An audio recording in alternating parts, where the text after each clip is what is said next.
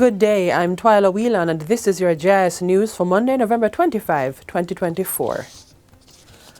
Government is exploring the use of concrete in the construction of low-use community roads to maximize the impact of state funds available for road infrastructure. Prime Minister Dr. Andrew Holness points out that Jamaica has largely not pursued the option of using concrete for road infrastructure due to its cost, which makes asphalt more economical. But he says the policy is evolving to consider concrete as one of the solutions for low-use areas. We are now looking at how we can deploy concrete in areas like these, which would not require the level of reinforcement and other support for general deployment on roads. In the years to come, you're going to see a greater deployment of concrete, particularly in communities, in community roads, maybe parish council roads, in situations like this. The Prime Minister made the remarks as he officially commissioned a concrete road at Bay Farm Villa Close in his West Central St. Andrew constituency. Other concrete pavements laid in the area were also toured. Generally, the residents would agree that their lives would have improved as a result of the introduction of a concrete paved surface in their community.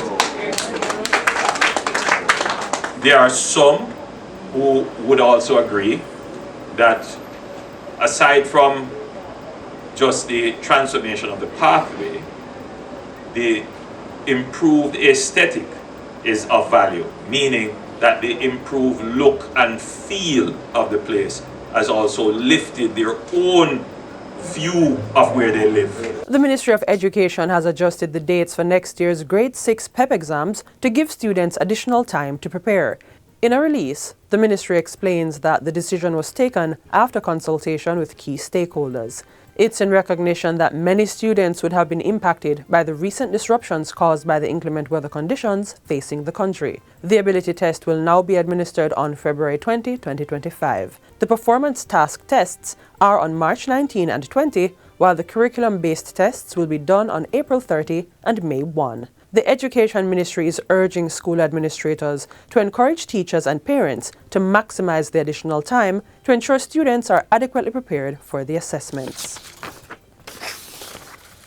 The government is moving forward with plans to integrate the findings of the recently launched 2023 Violence Against Children and Youth Survey into its national strategy to combat violence against children. The survey examines the physical, emotional, and sexual violence experienced by children and youth aged 13 to 24 years, providing critical data to guide national efforts towards addressing the urgent issue. According to the survey, 23.7% or nearly 1 in 4 females and 11.7% or 1 in 10 males reported experiencing sexual violence during their childhood. Director General of the Planning Institute of Jamaica, Dr. Wayne Henry, says these alarming statistics highlight the scope of the problem and underscore the need for stronger, more targeted interventions. The data garnered will provide the country with valuable insights on the health and well-being and incidents of violence against children and youth in Jamaica. This will assist in determining the gaps in our current systems so that we can be more responsive, as well as design better policies and plans to treat with the needs of victims. Dr. Henry is calling for greater involvement of children and youth in the fight against violence, stressing that their voices are critical to ensuring their safety and protection. Minister of Gender, Olivia Grange, is calling for women to get more involved in representational politics, pointing out that women currently comprise 38% of Jamaica's Senate and 29% of the House of Representatives.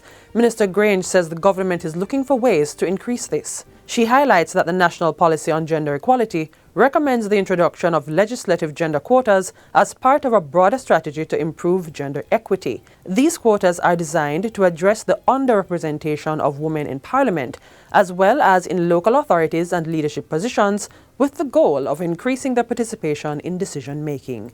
The Gender Affairs Minister was addressing the recent opening of an Organization of American States (OAS) Electoral Observation Missions workshop on women's political participation.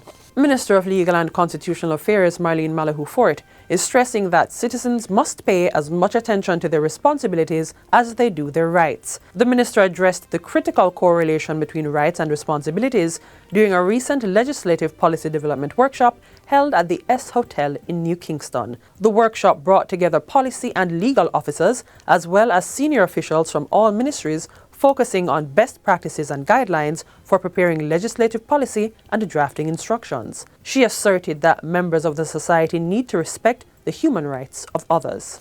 The responsibility is on all citizens to respect and uphold the rights of others. No one is entitled to enjoy their rights in a way that prevents others from also enjoying their rights. And finally, the Jamaica Fire Brigade is urging market vendors and operators to adopt new safety measures to prevent potential fire outbreaks. This comes in the wake of recent fires damaging market structures, some of which have been attributed to unregulated electricity use, cramped shop layouts, and the use of non-fire-rated materials. District Officer and Fire Investigator for the JFB's Western Region, O'Neill Clark, says the compact nature of markets, coupled with the type and quality of material used in building these structures, can result in a rapid spread of flames, hence the need for greater caution. And I implore the relevant agencies and departments to look into how best can we look towards the future in ensuring that if there is a situation in shop A, a fire-related situation in shop A, the building material is so at a standard that it can manage, it can contain that fire without quickly spreading, because these were some of the major factors that allowed so many shops to be destroyed. Mr. Clark was speaking at a recent meeting of the St. James Municipal Corporation. And that's it for JIS News Today. I'm Twyla Whelan. Thanks for watching.